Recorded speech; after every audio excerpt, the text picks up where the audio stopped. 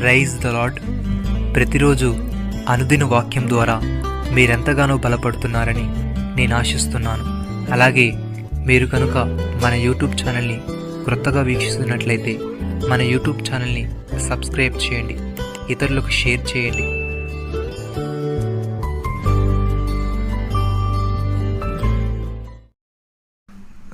తన నిత్య మహిమకు క్రీస్తునందు మిమ్మల్ని పిలిచిన సర్వకృపానిదేగు దేవుడు కొంచెము కాలము మీరు శ్రమపడిన పిమ్మట తానే మిమ్మల్ని పూర్ణులుగా చేసి స్థిరపరిచి బలపరచును.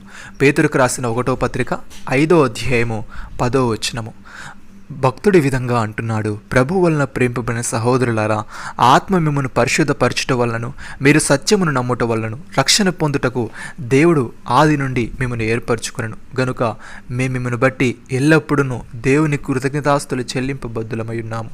మీరు ఇలాగున రక్షింపబడి మన ప్రభు అయిన యేసుక్రీస్తు యొక్క మహిమను పొందవలనని ఆయన మా సువార్త వలన మిమ్మల్ని పిలిచెను. కాబట్టి సహోదరులారా, నిలకడగా ఉండి మా నోటి మాట వలనైనను మా పత్రికా వలనైనను మీకు బోధింపబడిన విధులను చేపట్టుడి. మన ప్రభు అయిన యేసుక్రీస్తును మనల్ని ప్రేమించి కృపచేత నిత్యమైన ఆదరణ శుభ నిరీక్షణయు అనుగ్రహించిన మన తండ్రి అయిన దేవుడు మీ హృదయములను ఆదరించి ప్రతి సత్కార్యమందును ప్రతి సద్వాక్యమందును మిమ్మల్ని స్థిరపరచునుగాక.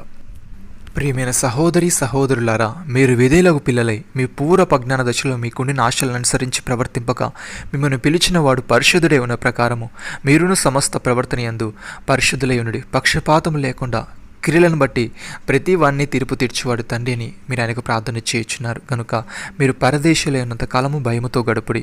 పితృపారంపర్యమైన మీ వ్యర్థ ప్రవర్తనను విడిచిపెట్టినట్టుగా వెండి బంగారములు వంటి క్షేవస్తుల చేత మీరు విమోచింపబడలేదు, కానీ అమూల్యమైన రక్తము చేత, అనగా నిర్దోషమును నిష్కలంకమును గొర్రెపిల్లక వంటి క్రీస్తు రక్తము చేత విమోచింపబడుతులని మీరు ఎరుగుదురు కదా.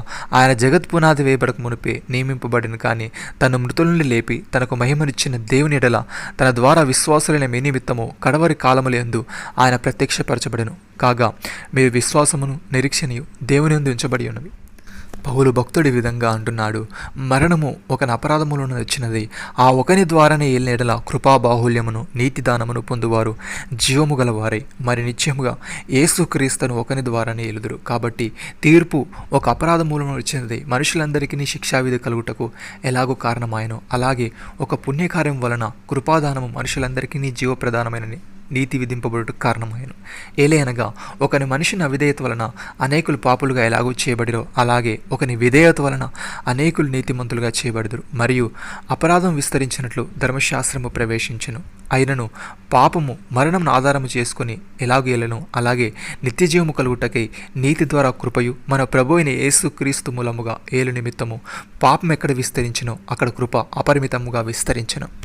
ప్రియమైన సహోదరి సహోదరులారా, క్రీస్తును గురించిన సాక్ష్యము మీలో స్థిరపరచబడినందున ఆయన యందు మీరు ప్రతి విషయంలోనూ, అనగా సమస్త ఉపదేశములోను సమస్త జ్ఞానములోను ఐశ్వర్యవంతులైతిరి. గనుక ఏ కృపావరమునందును లోపము లేక మీరు మన ప్రభు అయిన యేసుక్రీస్తు ప్రత్యక్షత కొరకు ఎదురుచూచుచున్నారు.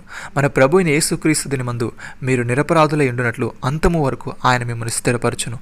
మన ప్రభు అయిన యేసుక్రీస్తును తన కుమారుని సహవాసమునకు మిమ్మల్ని పిలిచిన దేవుడు నమ్మదగిన వాడు. నమ్మిన వారు నాతో కలిసి ప్రార్థనలు ఏకీభవించండి.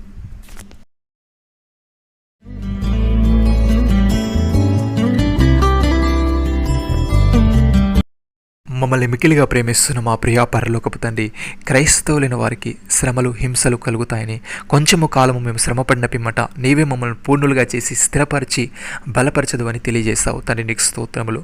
దేవా, మేము నిలకడగా ఉండి మాకు బోధింపబడిన విధులను చేపడుచు ప్రతి సత్కార్యమందును ప్రతి సత్వాక్యమందును స్థిరపరిచి బలపరచుమని, పక్షపాతము లేకుండా క్రియలను బట్టి ప్రతి వానికి తీర్పు తీర్చేవాడవు నీవే అని, మేము పరదేశులై ఉన్నంత కాలము భయముతో గడుపుతూ మమ్మల్ని పిలిచిన నీవు పరిశుద్ధుడై ఉన్న ప్రకారము మేమును సమస్త ప్రవర్తన యందు పరిశుద్ధులమై ఉండుటకు కృపచూపమని, నీ రాకడి యందు మేము నిరపరాధులమై ఉండుటకు అంతము వరకు నీవే మమ్మల్ని స్థిరపరచమని, మీరు మాకు ఇచ్చిన గొప్ప రక్షణ భాగ్యమును బట్టి మీకు వందనాలు చెల్లిస్తూ ప్రభు అయిన యేసుక్రీస్తు నామములో ప్రార్థిస్తున్నాము తండ్రి. ఆమేన్.